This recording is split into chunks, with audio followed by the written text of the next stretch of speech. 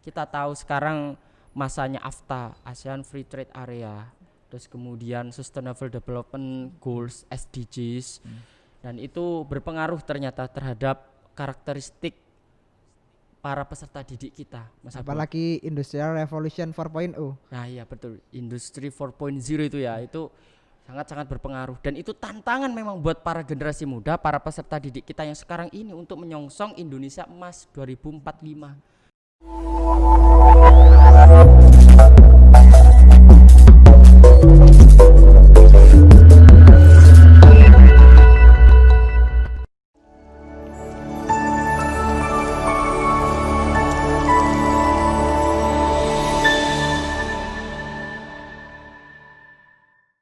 Oke, assalamualaikum warahmatullahi wabarakatuh. Kembali lagi di El Marifa Podcast. Nah, kali ini kita kedatangan bintang tamu dari jauh, dari kota Mojokerto. Beliau adalah seorang guru di sekolah menengah pertama negeri 7 kota Mojokerto. Beliau adalah dulu alumni Musrif juga. Sekarang alhamdulillah sudah mengabdi di negara dan masyarakat. Selamat malam Pak Alvin Kusaini. Assalamualaikum warahmatullahi wabarakatuh. Waalaikumsalam warahmatullahi wabarakatuh. Gimana kabarnya Pak Alvin? Perjalanan dari Mojokerto ke sini. Terima kasih banyak sudah menyempatkan waktunya jauh-jauh dari sana ke Malang.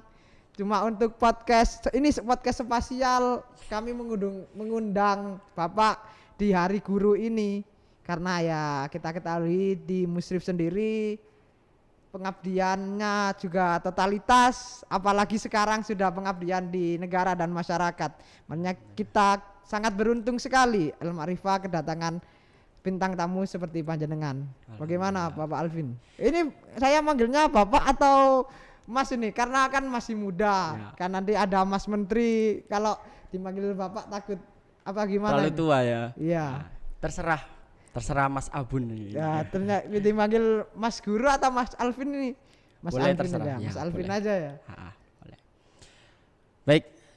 Alhamdulillah. Assalamualaikum warahmatullahi wabarakatuh. Waalaikumsalam warahmatullahi wabarakatuh. Alhamdulillahirabbil alamin wa bihi nasta'inu ala umurid dunya waddin, wassalatu wassalamu ala asyrofil anbiya'i wal mursalin sayyidina wa maulana Muhammadin wa ala alihi wa ashabihi ajma'in, amma ba'du. Alhamdulillahirrahmanirrahim. Selamat malam semua pemirsa ya Mas Abun, karena ini podcast ya. Selamat malam semuanya untuk para mahasantri Mahat Sunan Ampel Al-Ali, para musyrif, dan semuanya unsur yang ada di Pusat Mahat Al-Jami'ah UIN Maulana Malik Ibrahim Malang. Kami mengucapkan terima kasih sekali sudah diberikan waktu untuk berbagi Mas Abun. Karena memang melalui berbagi ini kita akan belajar pengalaman dari seseorang. Karena apa? Pengalaman itu penting. Pengalaman adalah sebagian dari pengetahuan juga. Gitu. Ya, jadi Mas Abun. Jadi seperti itu. Alhamdulillah perjalanan lancar. Saya tadi pagi perjalanan dari Mojokerto, terus kemudian nyampe di Malang dengan keadaan sehat walafiat. Alhamdulillah. Sudah lama kan nggak ke Malang, gimana suasana di Malang sekarang? Ya ini kangen saya karena apa? Sudah lama juga tidak ke Malang, terus ini ke Malang suasananya ya udaranya masih sejuk ya, masih seperti dulu, tapi mungkin agak macet ya. Nah, mungkin karena apa ya? Dulu sama sekarang itu berbeda. Nah, gitu. Ini nih sebelum kita bahas Hari Guru lah, ini spesial Hari Guru. Baik. Pengalaman Mas Alvin nih di dunia pendidikan itu mulai dari mana? Kok bisa sampai sekarang? Alhamdulillah lah sudah jadi guru dan sudah mengabdikan hidupnya untuk negara dan masyarakat. Ini bisa diceritakan dulu keluh kesahnya ketika mengajar atau proses menjadi seorang guru. Oh gitu. Nah gitu. Baik, luar biasa ini. Lumayan berat ini ya pertanyaannya. Bagi saya begini, Mas Abun. untuk menjadi apa yang kita inginkan, kita harus berproses. Selain itu juga kita harus menanamkan pada diri kita awal kita mau jadi apa. Kalau saya jujur Mas Abun, saya dulu itu waktu TK, waktu kelas 1 2 MI, saya itu dulu pengen cita-citanya jadi seorang polisi. Wih. Kemudian beralih pikiran karena dipengaruhi salah satunya ibu saya. Enak jadi guru katanya. Enak jadi guru, pahalanya dunia akhirat gitu. Nah, dari situ saya berpikir, wah bagus ini. Jadi saya cita-citanya harus jadi guru. Nah, di situ ketika kita pengen tujuan kita tercapai, kita harus melalui proses. Sehingga apapun yang kita lakukan itu pasti dengan niat yang baik dan benar-benar harus disertai dengan doa serta usaha. Nah itu. Kemudian pengalaman di dunia pendidikan, karena saya masih tergolong baru di dunia pendidikan untuk menjadi seorang pendidik. Jadi tergolong baru karena saya awal itu pada tahun 2018 setelah lulus itu kemudian saya mencoba mengabdi di sebuah sekolah dasar Islam di Mojokerto. Setelah dari situ kemudian ada istilahnya apa ya? Seleksi untuk penerimaan pegawai negeri sipil. Nah, itu saya coba saya bismillah atas ridha Allah saya coba dan alhamdulillah rezeki terus kemudian ditugaskan di SMP Negeri 7 Kota Mojokerto ini dan keluh kesahnya memang beda ya. Tapi ini saya sadari kenapa pada waktu saya masih jadi siswa dulu terus kemudian di sini posisinya menjadi seorang pendidik itu luar biasa. Saya kadang mikir gini, dulu apakah saya dulu seperti ini ya gitu. Karena apa? Anak-anak sekarang itu memang siswa-siswi yang sekarang itu luar biasa. Beda dengan yang dulu. Bedanya apa ini? Maksud dari siswa-siswi atau dari semuanya sih? Elemen pendidik atau cuma siswa-siswinya aja ini? Nah iya itu. Jadi memang kalau saya lihat karakteristik peserta didik atau siswa-siswi yang dulu sama sekarang itu beda. Karena mungkin pengaruh dari globalisasi, modernisasi, terus kemudian digitalisasi yang sekarang terus merambah di segala aspek kehidupan gitu. Nah, pada kesempatan kali ini karena memperingati Hari Guru Nasional, sebelum melangkah lebih jauh saya ucapkan selamat Hari Guru Nasional untuk seluruh pendidik. Siap. Baik di lembaga negeri maupun baik di instansi negeri maupun swasta, saya ucapkan selamat Hari Guru. Semoga para pendidik yang ada di seluruh Indonesia, di seluruh dunia diberikan kemurahan rezeki, kesehatan oleh Allah Subhanahu wa taala. Dan memang Mas Abun, guru itu adalah salah satu hal yang penting, elemen yang penting dalam dunia pendidikan untuk mengarahkan para peserta didiknya. Gitu. Memang hal yang penting ini pun tidak terlepas dari kalau kita dulu di kami di pondok dulu ada kitab Al-Ala namanya ya. Yang ya, bunyinya saya masih ngaji juga itu. Iya, di bait pertama dan kedua itu menerangkan tentang unsur-unsurnya pendidikan, hasil dari pendidikan itu ada unsur-unsurnya. Kan gini. Bismillahirrahmanirrahim. Alala tanalul ilma illa bisitati saumbika an majmu'iha bibayani tukain wa hirsin wa istibarin wa bulghatin wa irsyadi ustadzin wa tuli zamanin. Nah, di situ dukain wa hirsin wa istibarin wa bulghatin wa irsyadi ustadzin wa tuli zamani. Kita garis bawahi pada irsyadi ustadzin. Di situ memiliki makna piwulangi guru kalau dalam bahasa Jawa Mas Abun. Tapi kalau dalam bahasa Indonesianya itu adalah pengajaran dari seorang guru. Nah, ini di sini pentingnya seorang guru. Pentingnya elemen penting dalam dunia pendidikan. Kenapa? Kita bayangkan saja Mas Abun, kalau semisal dalam dunia pendidikan ada kehilangan satu elemen dan itu guru. Anak-anak terus siapa yang memberikan pelajaran, siapa yang memberikan ilmu-ilmunya gitu. Nah, saya ibaratkan guru itu sebagai selang Mas Abun, selang untuk nyemprot, nyiram-nyiram itu ya. Kenapa demikian? Karena tugas seorang guru itu adalah mengalirkan ilmu Mas Abun. Jadi seorang guru mengambil dari berbagai macam sumber, terus dikumpulkan jadi satu, baru dialirkan.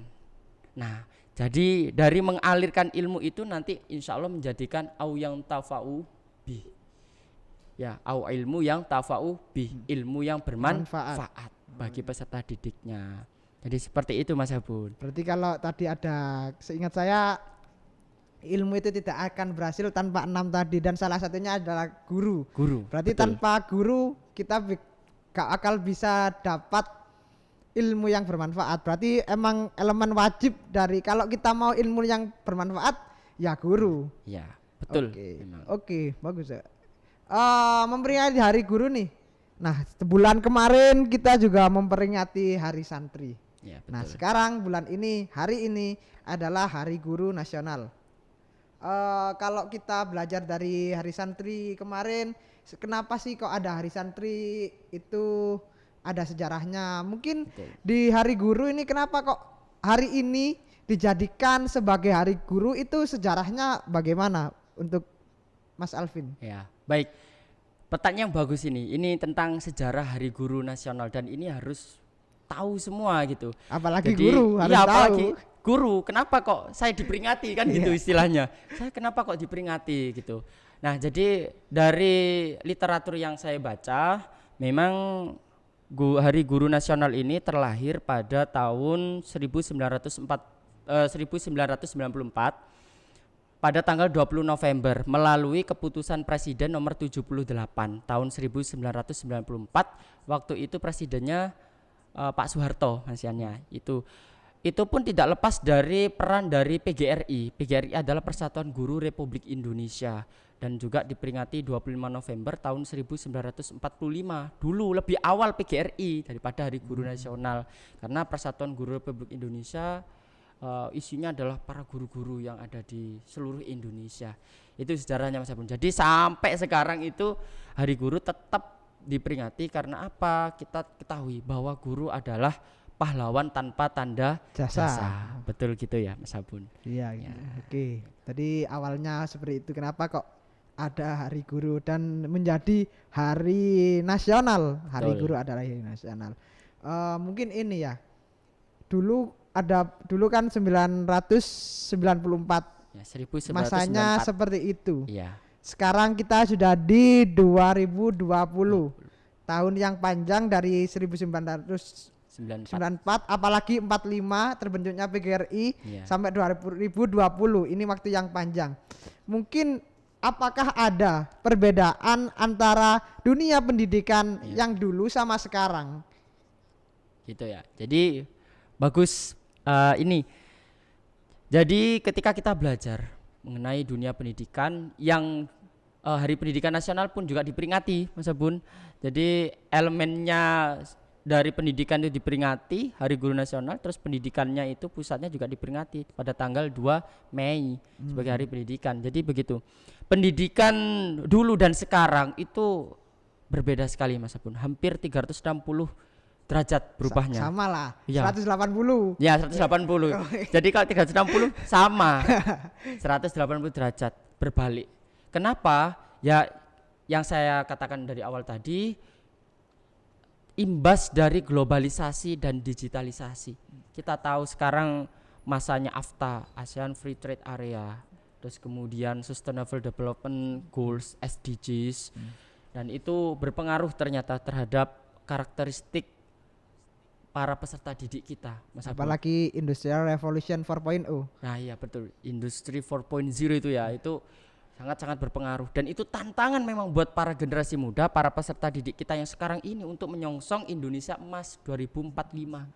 Nah itu yang penting, sehingga pendidikannya dulu Mas Abun itu memang tidak sama dengan sekarang karena perbedaan zaman, begitu. Tapi kalau kita menerapkan pendidikan yang pada dahulu, pada zaman dulu sama sekarang itu masih bisa dengan melalui nilai-nilai. Nah, Presiden Joko Widodo dengan Pak Yusuf Kalla yang periode ke-1 kemarin itu mempunyai program namanya Nawacita. Terus kemudian Nawacita pada bidang pendidikan itu dicetuskan sehingga ada namanya program PPK, penguatan pendidikan karakter. Nah, di situ. Nah, program pendidikan karakter ini juga tergabung dalam gerakan revolusi mental. Oh iya. Nah, di situ. Apa saja nilai poin dari PPK ini? Ini adalah imbas dari globalisasi sehingga kita harus menguatkan pendidikan karakter kita. Ada 5 poin penting dalam PPK ini. Yang pertama, nasionalisme, integritas, religius, mandiri, dan juga gotong royong. Ini sangat penting. Poin-poin ini yang sekarang sudah mulai memudar sehingga harus kita kuatkan. Bagi guru-guru yang ada di Indonesia pasti tahu tentang PPK ini, penguatan pendidikan karakter. Kenapa harus revolusi mental? Kenapa harus revolusi? Apakah mental siswa-siswi di Indonesia sudah mulai menurun daripada mental siswa-siswi Indonesia di zaman dahulu? Oh gitu. Apakah perlu dikuatkan? Memang benar harus dikuatkan. Kita coba lihat beberapa kasus yang sekarang ini ramai terjadi.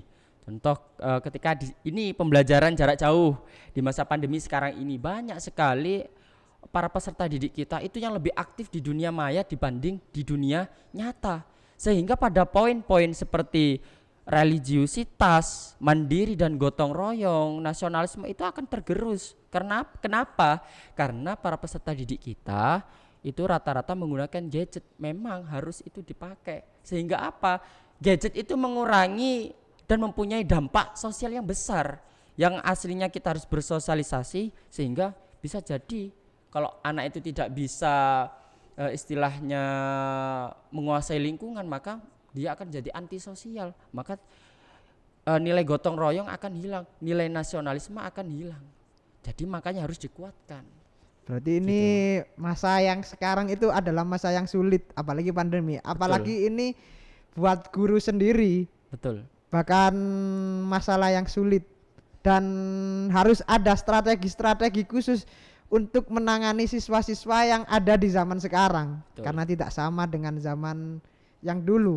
Zaman sekarang lebih sulit untuk seorang guru memberikan, apalagi memberikan 5 nilai tadi di zaman sekarang. Mungkin strategi untuk dari pemerintah ataupun dari dunia pendidik untuk membuat mental anak bangsa ini tidak pudar, apalagi mental seperti nasionalisme tadi di masa sekarang itu seperti apa, dan apa sih yang harus dilakukan tenaga pendidik agar siswanya tetap memiliki mental seperti itu, apalagi kalau bisa lebih kuat lah gitu. Baik, sekarang pemerintah sedang gencar-gencarnya tetap melaksanakan yang namanya PPK itu melalui pendidikan jarak jauh.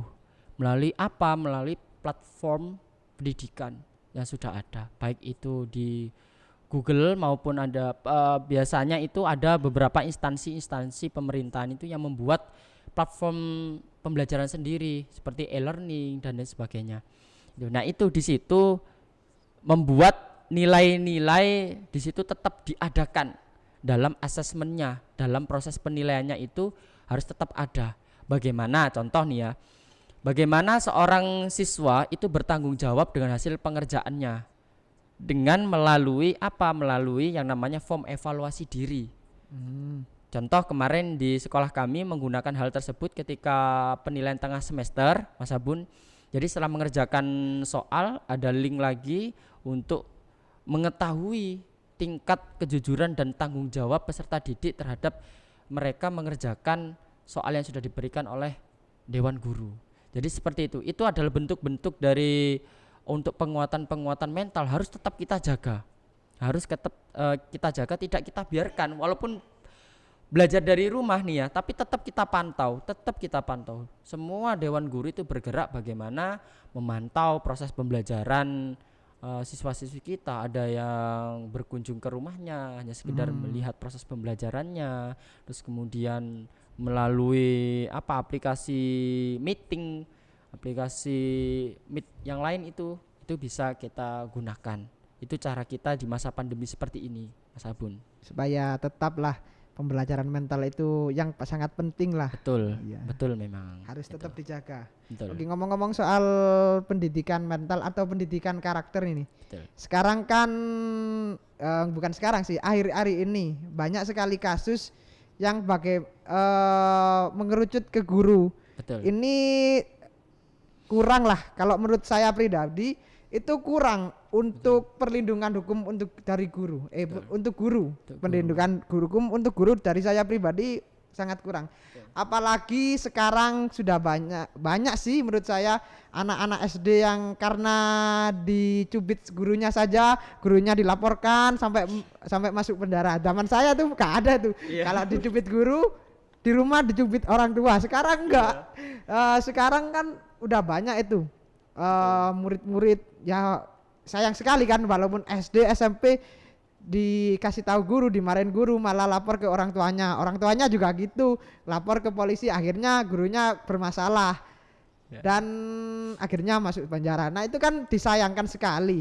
Nah bagaimana itu guru itu perlindungan hukumnya seperti itu?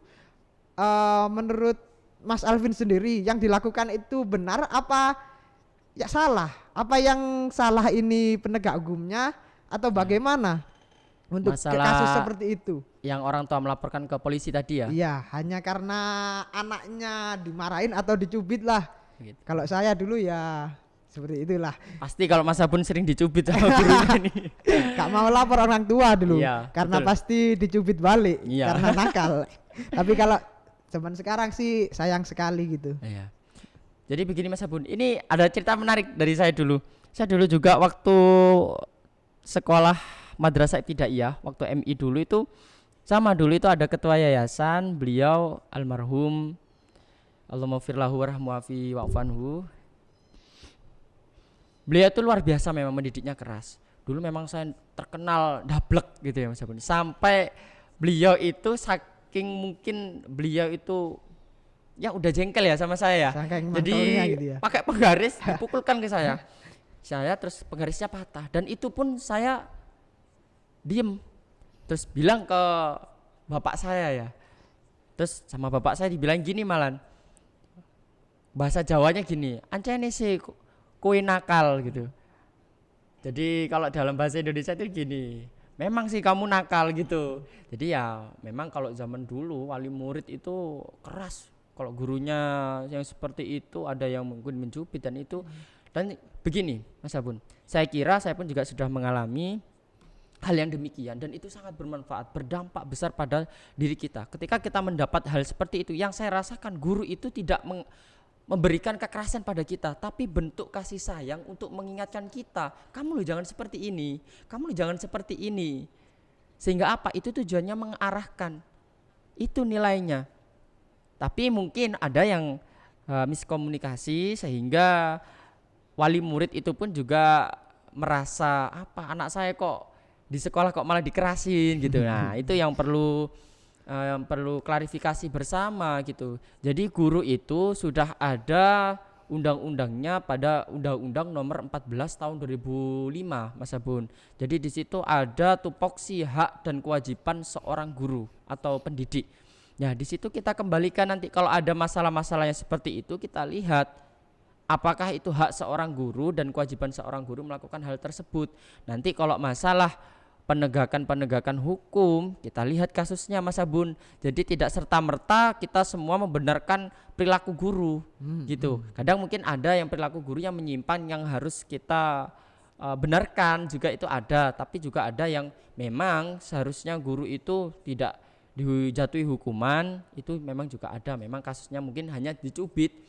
Kan ada memang beberapa waktu-waktu ini ada yang ramai itu sampai gurunya dimasukkan ke rutan itu. Aduh ini. Padahal dulu ini cerita pada masa bom Nagasaki dan Hiroshima di Jepang. Dulu pemerintah Jepang itu yang dicari pertama kalinya, yang ditanyakan gurunya ada berapa yang masih tersisa gitu loh. Kenapa? Karena saking pentingnya guru ini tadi loh untuk mendidik. Nah kalau di Indonesia ini termasuk kita mewujudkan cita-cita bangsa, yaitu untuk mencerdaskan kehidupan bangsa. Jadi gitu. Tapi kalau di masa pandemi, kita hubungkan di masa pandemi seperti ini Mas Abun. Ada beberapa wali murid itu yang mengeluh di rumah itu sudah tidak tahan dengan anaknya belajar itu. Jadi wali muridnya kita suruh mendampingi anaknya dan itu mengeluh gitu. Dan ini kemarin mengeluh, saya jawab gini, Ibu ngapunten, Ibu putranya satu di rumah gitu. Iya Pak, masih satu. Terus kemudian yang dikeluhkan apa Bu? Ini anak saya ini susah diatur seperti ini. Saya jawab, Ibu coba lebih bersabar lagi. Kita yang para dewan guru itu satu sekolahan itu 400 lebih anak Bu yang kita didik. Dari situ mungkin wali murid sudah merasakan Mas Abun. Untuk mengatur satu anaknya saja susah, apalagi lebih dari 400. Bahkan ada yang muridnya ribuan, siswanya ribuan, itu luar biasa. Memang, makanya kepercayaan wali murid terhadap dewan guru kepada sekolah itu sangat penting di situ. Tidak mungkin seorang guru itu menjatuhkan muridnya, itu tidak mungkin. Iya. Karena tujuan kita adalah mencerdaskan kehidupan bangsa Mas Abun. Nah itu intinya. Berarti ketika ada guru mengingatkan walaupun dengan cupitan itu sebagai tanda kasih sayang. Betul, kasih sayang. Kalau menurut pribadi saya itu tanda kasih sayang ya gitu. Karena perspektif orang itu kan berbeda-beda. Ada yang bilang kalau itu adalah sebuah kekerasan, tapi nyatanya itu bentuk kasih sayang gitu. Iya, kalau dipikir-pikir kalau sedikit-sedikit siswa itu lapor orang tuanya, terus lapor polisi, terus kemudian dikit-dikit apa ya, lapor-lapor gitu. Kan jadinya itu apa ya, siswa itu jadi mentalnya itu kan kayak lemah gitu ya. Betul. Mentalnya lemah, terus nggak tahan banting. Betul. Nah, terus apa sih seharusnya yang harus kita lakukan gitu? Jadi untuk biar mentalnya itu kuat, lebih kuat gitu ya. Baik. Jadi memang ada strategi khusus. Setiap pribadi seorang guru itu punya strategi khusus untuk menguatkan mental peserta didiknya. Jadi begitu Mas Abin. Terutama kerjasama antara guru dan juga orang tua. Guru dan orang tua harus berkolaborasi demi anaknya tadi, mentalnya harus kuat gitu. Di rumah pengawasan sama orang tua, kemudian di sekolah sama dewan guru. Jadi kalau di rumah orang tua itu tidak ikut mengawasi putra putrinya, hanya mengandalkan di sekolah, ya sekolah cuma berapa jam Mas Abun? Kan tidak sampai 24 jam sekolah, kan 12 jam aja capek sampai, juga kan? Gurunya juga ya. Gurunya juga capek kelihatannya. Yang dari jam 7 sampai jam, kalau full day school sampai jam 3 itu pun saja sudah, kadang kita ada yang capek dan lain sebagainya gitu kan, dari jam 7 sampai jam 3. Selebihnya kan peserta didik itu bersama orang tua gitu. Jadi kalau kita berkolaborasi baik dengan orang tua, dengan warga sekolah untuk mengawasi peserta didik kita, insya Allah mental peserta didik kita kuat. Selain itu juga ada Mas Abun, dengan penguatan mental itu melalui ekstrakurikuler yang ada di sekolah. Memang peserta didik itu diharuskan mengikuti salah satu ekstrakurikuler. Kalau ekstrakurikuler yang wajib yang harus diikuti seluruh Indonesia itu pramuka. Kenapa ini? Apanya ini yang kenapa ini? Ya kenapa kok harus ikut ekstrakurikuler ya? Karena apa di sini? Harus meningkatkan, kan ekstrakurikuler itu lebih ke arah soft skill dari siswa ya? Iya betul. Ini kenapa? Karena saya rasa begini, ekstrakurikuler ini bertujuan untuk mengembangkan minat dan bakat dari peserta didik itu. Kita bayangkan begini Mas Abun, ada satu siswa yang punya kelebihan di bidang olahraga, tetapi di bidang akademiknya lemah gitu. Apakah kita paksa anak ini harus terus mempelajari akademik, sedangkan olahraganya dia sampai tingkat nasional seperti itu? Nah ini pendidikan yang harus kita lihat. Baik akademiknya lemah tapi non akademiknya itu lebih baik, boleh. Atau sebaliknya akademiknya bagus tapi di bidang yang lain dia belum menemukan jati dirinya, boleh. Di akademiknya kita naikkan, kita bimbing terus, sehingga apa, di sini mentalnya itu lebih kuat. Jadi harus fokus ke apa yang dimiliki siswa itu. Betul, ya. Betul, itu minat bakat seorang siswa, seorang peserta didik itu harus muncul di situ. Gitu. Bagus sekali. Berarti ya emang apa yang dimiliki siswa itu harus dikuatkan. Betul. Kan kalau mungkin orang tua sekarang pasti melihatnya anak yang pintar itu pasti nilai matematikanya tinggi gitu, nilai fisikanya tinggi, nah gitu. Tapi orang tua kadang tidak melihat kalau anaknya itu pintar basket, pintar sepak bola, pintar musik dan sebagainya, mungkin jarang dilihat. Mungkin ini juga yang harus kita rubah mindset sebagai orang tua. Betul. Dan juga ini kepercayaan kepada guru harus dikuatkan. Betul, Nah, betul. gitu. Oke, ini nih. Saya tahu sendiri Mas Alvin adalah guru agama ya. Betul. Guru agama, Islam. guru agama Islam. Nah, yang dirasakan murid-murid atau mungkin kebanyakan sekolah lah menganggap pelajaran agama itu bukan pelajaran nomor 1 di sekolah. Ya kadang seperti itu ya, mungkin seperti itu pelajaran agama. Padahal di dasar negara kita yang nomor pertama adalah ketuhanan yang Maha Esa. Seharusnya pendidikan agama nomor 1 dong di Indonesia. Tapi kenapa kok dari jam saja nih, kenapa kok pendidikan agama itu diberikan waktu yang lebih sedikit lah dari pelajarannya lain? Itu kenapa? Atau mungkin ada sisi lain lah gitu. Baik. Sekali lagi kita kembali ke PPK tadi, Mas Abun. Betul, memang sila pertama adalah ketuhanan yang Maha Esa. Jangan lupa di PPK juga ada religius, nilai religius. Nah, di situ kita sebagai guru agama, jam mengajar kita 3 jam, 3 JP, 3 jam pelajaran. 1 minggu itu 1 kelas 3 jam. Dan itu pun sudah kita anggap memang kalau di sekolah yang bernuansa umum itu pelajaran agama itu dijadikan satu. Tapi kalau di madrasah itu dipisah-pisah, ada akidah akhlak sendiri, Al-Qur'an hadis sendiri, sejarah kebudayaan Islam sendiri. Terus kemudian fikih sendiri. Nah, kalau di agama namanya ya pendidikan agama Islam dan budi pekerti. Jadi di sini penilaian dari guru agama itu pada KI 1 dan KI 2 menilai pada sikap dan juga sikap dan juga nilai religius peserta didik itu. Saya kira ini juga penting gitu loh. Bukan di nomor 2 kan sih kalau saya melihat. Itu memang sudah sesuai sama kebutuhan. Nah, sesuai dengan kebutuhan, sehingga dalam artian begini, siswa itu juga selain pelajaran yang diterima, terus kemudian teladan yang diterima dari seorang guru. Uswatun hasanah. Berarti teladan atau yang baik. Gini, guru agama itu juga memberikan contoh kepada guru-guru yang lain. Betul. Supaya mereka juga menanamkan religius. Betul. Ketika di pelajaran tersebut seperti itu. Betul. Oh, seperti itu. Berarti memang pelajaran agama ini juga bukan pelajaran aja, bukan di kelas aja, tapi di seluruh aspek pendidikan harus diterapkan seperti itu. Betul sekali. Jadi contohnya seperti ini Mas Abun. Kalau di lingkungan sekolah, misal kalau di sekolah kami itu sholat zuhur itu jamaah. Jadi ada yang adzan dari anak-anak peserta didik, kemudian sholat zuhur berjamaah, setelah sholat kita absen. Jadi ini nilai tanggung jawabnya di situ, nilai tanggung jawabnya. Nah, terus kemudian ibadahnya juga tidak telat. Jadi seperti itu. Selain itu juga di setiap pelajaran itu kita sarankan agar disisipi dengan nilai-nilai religius keagamaan. Ini sehingga apa? Bahwa memang di agama itu semua sudah dijelaskan ilmu-ilmu tersebut, apalagi di Al-Qur'an nih ya.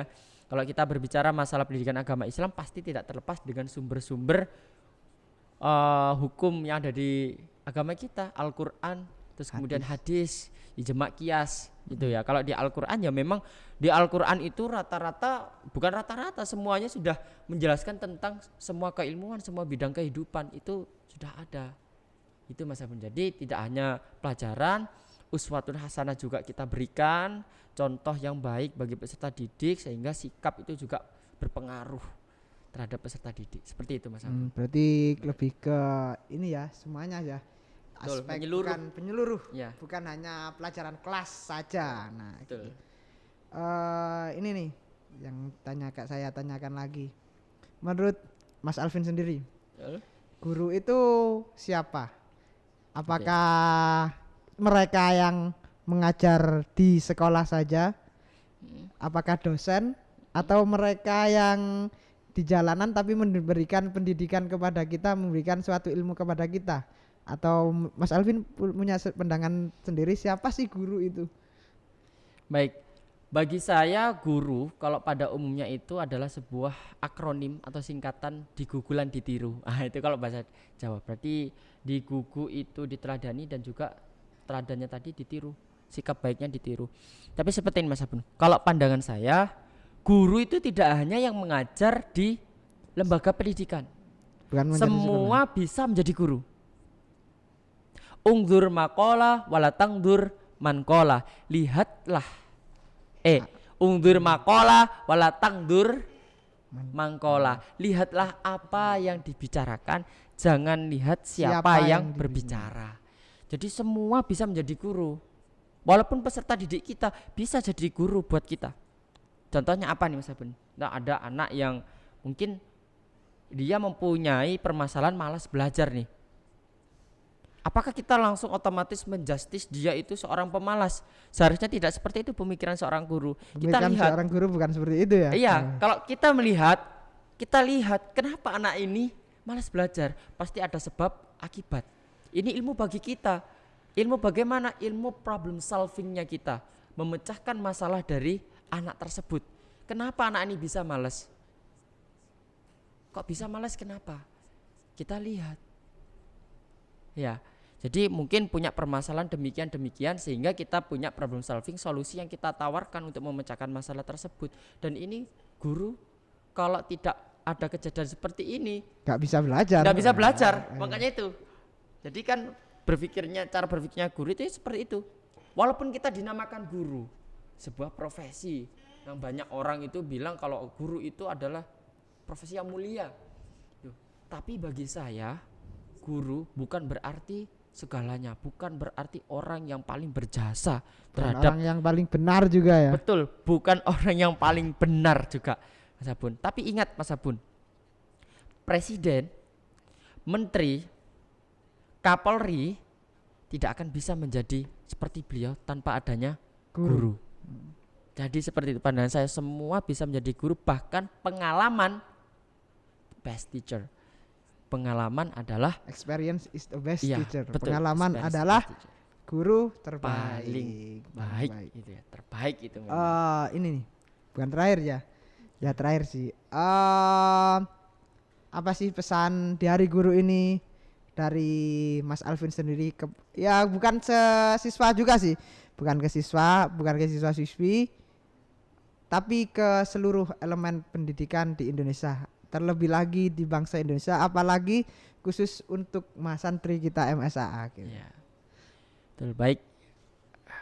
Ini yang agak berat memang Mas Abun, untuk pesan dan kesan bagi seluruh dewan guru, bagi pendidik yang ada di seluruh Indonesia. Pesan saya di Hari Guru Nasional ini tetap semangat dan tetap semangat. Apalagi terkhusus bagi dewan guru yang ada di daerah terluar, tertinggal dan terdalam. 3T.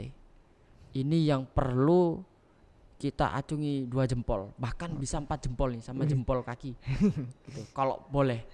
Kenapa? Karena perjuangan beliau luar biasa. Kalau kita melihat di beberapa video-video seorang sosok inspirator, dan ternyata beliau seorang guru yang berusaha untuk menyampaikan ilmu melalui jalur darat, kemudian ada yang jalur laut, kemudian ada yang lewat sungai, naik turun hutan.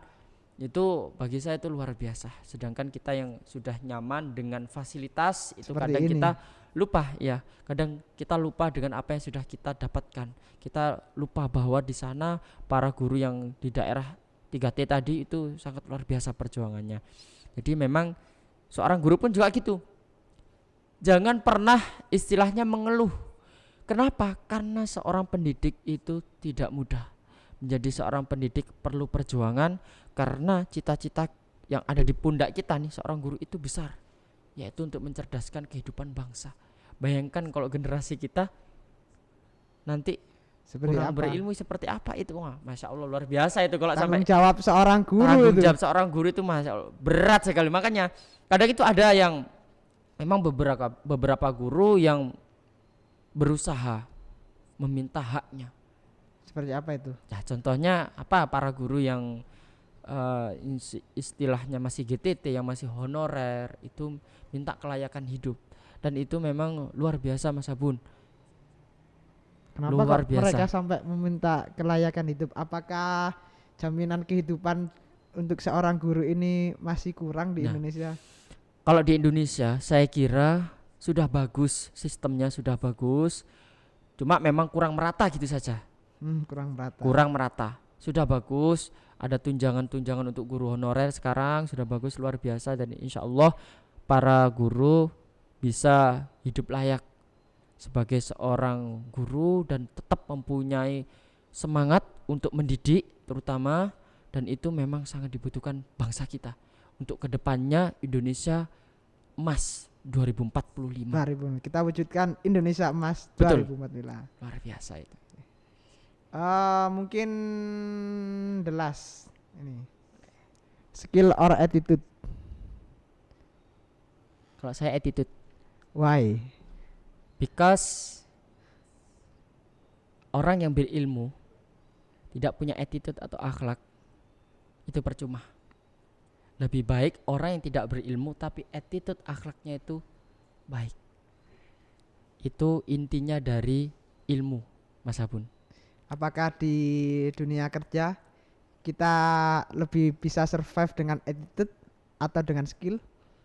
Di dunia kerja kalau menurut saya dua-duanya harus kita Dua-duanya. survive. Skill punya, attitude juga punya. Skill bagus, tidak punya attitude. Attitude bagus, tidak punya skill. Nah ini harus dikembangkan skillnya berarti. Attitude sudah bagus, berarti skillnya harus dikembangkan. Istilahnya begini Mas Abun. Orang yang hanya mementingkan dunia daripada kepentingan akhirat itu orang yang buta. Orang yang mementingkan akhirat tidak mementingkan dunia itu orang yang pincang.